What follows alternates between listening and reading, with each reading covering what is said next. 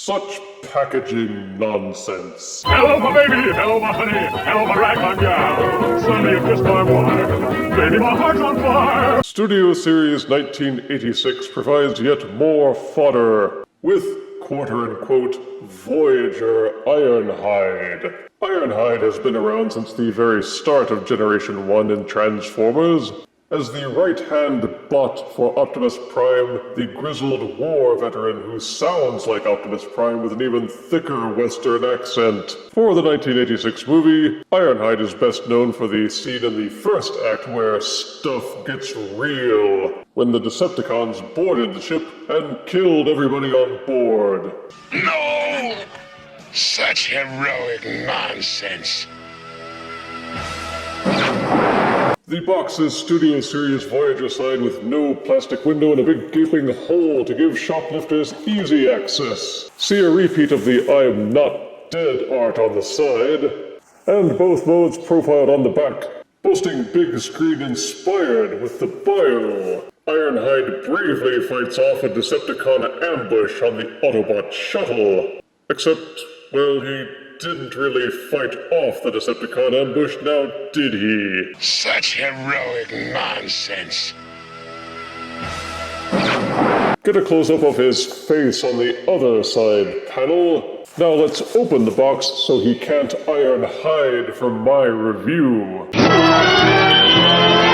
As with Legacy Blitzwing, I'm gravely disappointed that they're selling this as a Voyager figure when it's very clearly deluxe sized. Look at all this empty space. If it were in vehicle mode, you could fit 2 or 3 more in here. Boo! Out of box, Studio Series Voyager Ironhide comes with his instruction booklet and 2 matching silver-painted weapon accessories. Also included is this cardboard backdrop diorama of the Autobot shuttle, which you can use to reenact the scene where Ironhide met his grisly death. No!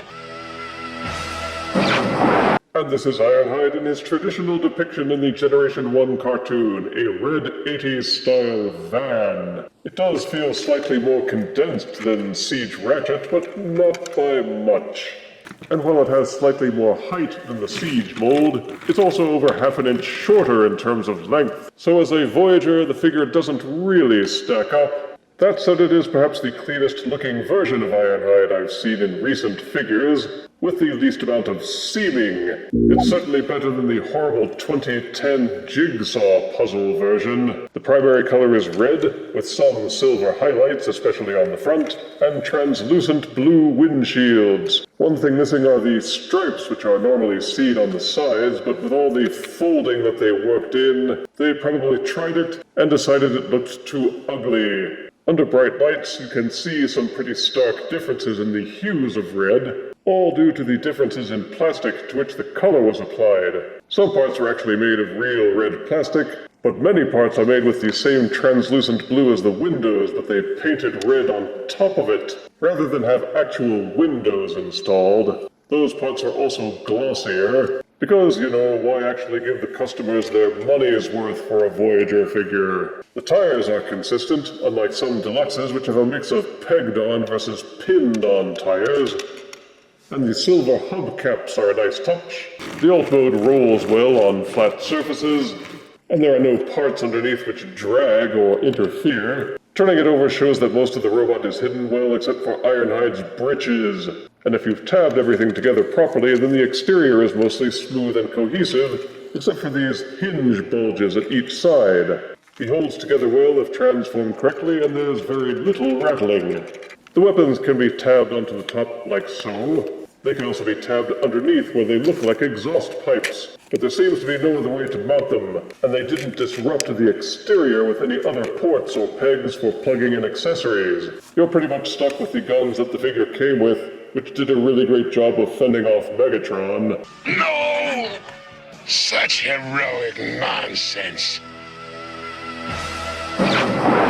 Outside of that, it has no features besides being a passable van replica. They could have done a few more things like painting the windshield wipers and trying harder to match the colors on the different sections. but it's still one of the better Ironhide representations I've handled. You kind of almost have to use a screwdriver or some other implement to prise the tabs loose which hold the windshield and the roof together. And it's made of the translucent plastic, so there's the danger of the tabs snapping. These tabs hold it in together really firmly. Be very careful, the instructions depict it as being a lot easier than it actually is. But split these panels open at the side, and releasing those tabs from underneath the front of the car windshield will allow you to tilt it forwards easily. Fold the sides of the van all the way to the back. Tilt the front bumper down, and then you can fold the windshield section all the way back. With these sections all unfolded, it exposes the robot arms, which tab into the back half of the van. Pull those loose. Pull the back of the van panels away and back. This will swing the whole section up. They're on these hinges. Pull them backwards and straighten them out. Then you can fold these panels down to cover up the shins. Fold the back van windows underneath.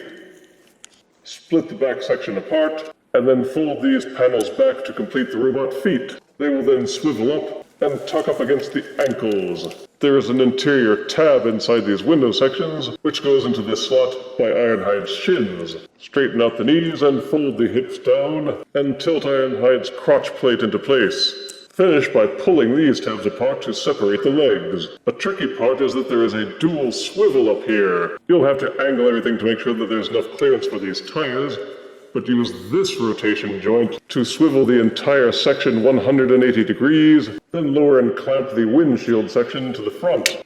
These mini windows under the van hood tilt and fold in. Then, as you probably guess, you split Ironhide's arms apart, and those hinge joints that you saw at the side of the van now serve to swivel forward and become the shoulders. Tilt and rotate the arms. Fish Ironhide's head out from inside the van. Swivel it up and into place. Fold the roof of the van in slightly and tuck it inside the chest. Clamp it shut. Fold up the van bumper so it's flush against the shoulders, and the transformation is complete. In robot mode, Ironhide isn't really a perfect copy of the animation model, but neither was the Generation 1 figure. So this one gets a lot closer to the cartoon appearance than the original toy ever did. Ironhide has the main features of his movie representation, minus the gigantic fusion cannon hole. He's red, silver, and some dark and gray parts are revealed. He is perhaps best known for the shape of his upper body, which is the front of the van with its windshield, and his head with the robot lips, silver face, and crested helmet. Put a brush on top, and he could be a Roman gladiator. Not to mention the weird triangular underpants. The detailing is good, and most of the van bits are decently hidden with the exception of the bumper on his back.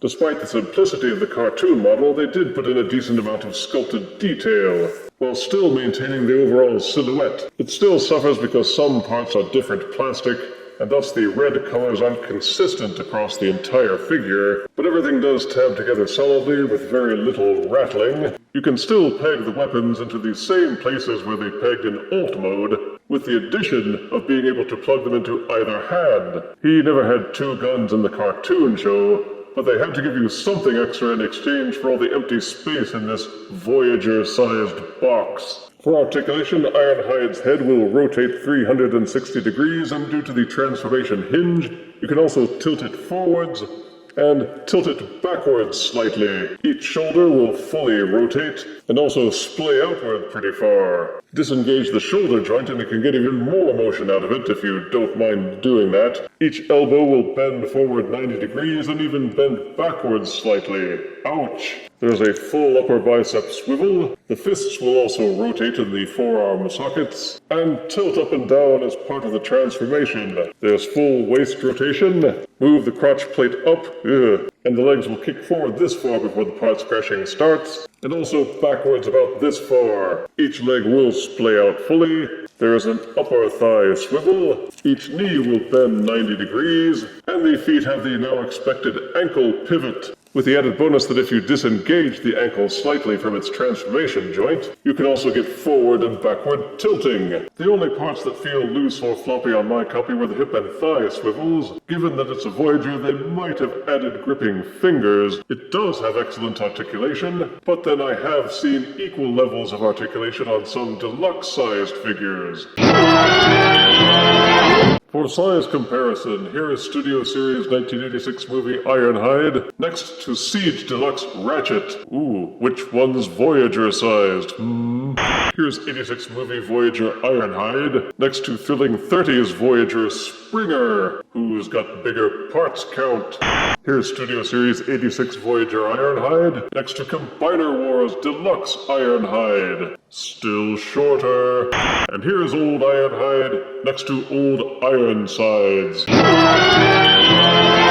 If you've been waiting for a Generation 1 style cartoon-accurate Ironhide, and if you were disappointed with the parts-forming Earthrise version, and priced out from getting Masterpiece Ironhide, then Studio Series Voyager 1986 Ironhide could be your best bet. Positives are a generally accurate Generation 1 cartoon appearance in both alt and robot modes. Both modes also have a solid feel to them when transformed properly. They hold together well and have good sculpt work. The articulation is excellent, and nothing pops loose when handling as long as you aren't too rough. The transformation is a bit more involved, but not off-putting, and the only visible hollowness is below the forearms. Negatives are the colors on the different plastics don't blend together very well. The translucent plastic parts give one worry about paint discoloration over time, as well as possible snapping, fractures, and cracks. Some of the tabs look dangerously thin, and you are advised to use care when transforming. They didn't give you much in the way of weapons, nor did they give you a lot of options to accessorize Ironhide. And of course, there's an insult to our intelligence because this is really just a slightly higher-end deluxe figure that was packaged and sold as a Voyager. I've had several deluxe figures that seem to have just as high a parts count and level of complexity to Studio Series Ironhide. Figures like Titan's Return Trigger Happy or War for Cybertron Bumblebee, for example. But Hasbro is still refusing to admit that they're just giving us less and charging us more. But if you can grit your teeth and accept that the inflation isn't just transitory, then you can appreciate that Studio Series Voyager Ironhide is still a pretty good figure which earns 8 out of 10 deaths. They could at least have included some fusion cannon burn decals. No! Such heroic nonsense. If you refuse me, honey, you lose me. Then you'll be left alone, oh baby. Tell them all and tell me I'm your own.